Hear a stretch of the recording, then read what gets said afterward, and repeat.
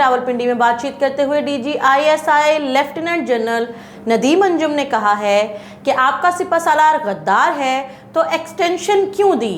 तफसीलात जानिए इस रिपोर्ट में। DGISPR की हमरा प्रेस कॉन्फ्रेंस करते हुए DGISI lieutenant general Nadeem Anjum का कहना था कि मेरी वाज़ेह पॉलिसी है कि मेरी तशहीर ना की जाए। आज मैं अपनी ज़ात के लिए नहीं, अपने इदारे के लिए आया हूँ। झूठ से फितना और फसाद का खतरा तो सच का चुप रहना नहीं बनता।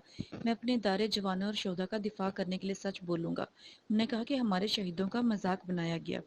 इसमें दो राय नहीं कि किसी को मीर जाफर, मीर सादिक कहने की मजम्मत करनी चाहिए। बगैर शवाहिद के इल्ज़ामात की जितनी मजम्मत की जाए वो कम है।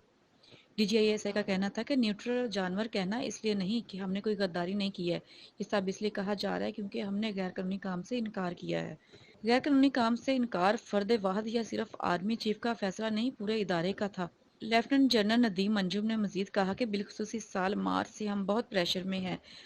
हमने फैसला किया हुआ है खुद को आईनी किरदार तक महदूद रखना है। जनरल बाजवा चाहते तो अपना आखिरी 6-7 महीने सुकून से गुजार सकते थे, बल्कि जनरल बाजवा ने फैसला मुल्क और इदारे के हक में किया। जनरल बाजवा और इनके बच्चों पर गलीज तनकीद की।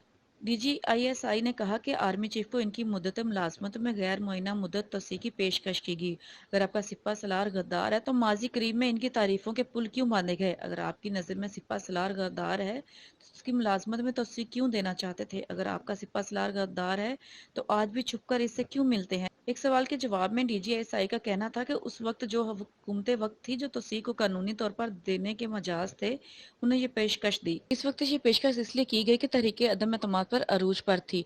लेफ्टिनेंट जनरल नदीम अंजुम ने कहा कि हमारा मुहासबा जरूर करें, लेकिन पैमाना रखें कि मैं मुल्क के लिए दुरुस्त काम कर रहा हूँ या नहीं। इनका कहना था कि मार्च 2021 के बाद किसी इलेक्शन में फौज या ISI की मुदाखलत का सबूत है तो लाएं। जब DGISI बना तो मुझसे पूछा गया कि पाकिस्तान का नंबर 1 मसला क्या है। मैंने कहा मुआशी मसाइल। जिसने मुझसे पूछा था इसके नज़दीक पाकिस्तान का नंबर 1 मसला हस्बे इख्तलाफ थी।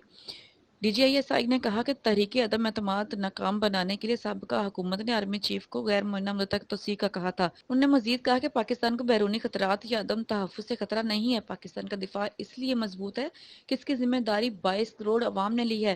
लेफ्टिनेंट जनरल नदीम अंजुम का कहना था कि जब आप नफरत तकसीम की सियासत करते हैं तो इससे मुल्क में अदम इस्तेहकाम आता है। पाकिस्तान नफरत की वजह से टुकड़े टुकड़े हुआ। DGISI ने कहा कि सदर पाकिस्तान की जिन मुलाकातों का कहा जा रहा है वो मुलाकातें हुई और वो मुलाकातें मुंतकी अंजाम तक नहीं पहुंच सकी। बिला जरूरत सच भी शहर है। पाकिस्तान जमहूरी मुल्क है। दोस्तों और दुश्मनों का फैसला करना मुंतखब हुकूमत का काम है, जबकि फौज या इदारे का काम खुफिया मालूमात और राय देना है। पाकिस्तान को बैरूनी खतरात या अदम तहफ़्फ़ुज़ से खतरा नहीं है। DGISI ने कहा कि इदारे के गैर सियासी रहने पर बहुत दिन बहस हुई, फिर ये फैसला किया गया। इनका कहना था कि पाकिस्तान के आइन में एक हक एहतजाज करने का भी है। मैं किसी के एहतजाज, लॉन्ग मार्च या धरने पर एतराज़ नहीं। जब ज्यादा लोग इकट्ठे हों तो खतरा होता है। हमारा फर्ज है कि हम सिक्योरिटी दें। हम बातें नहीं करते, काम करते हैं। एक सवाल के जवाब में DGISI ने कहा कि मेरे इदारे और एजेंसी का किसी जमात के साथ आना नहीं। जिस जमात की आपने बात की इसमें मेरे जाती दोस्त दीगर जमातों से ज्यादा हैं। लेफ्टिनेंट जनरल नदीम अंजुम का कहना था कि जितनी भी मीटिंग्स हुई हमारा मशवरा और बयानिया यही था कि आपको जो करना है आइन के तहत करना है। उन्होंने कहा कि इदारों के खिलाफ बात हुई तो वज़ीर आज़म और दीगर वज़रा ने मजम्मत की। ये नहीं कहूँगा कि हुकूमत दानस्ता खामोश है।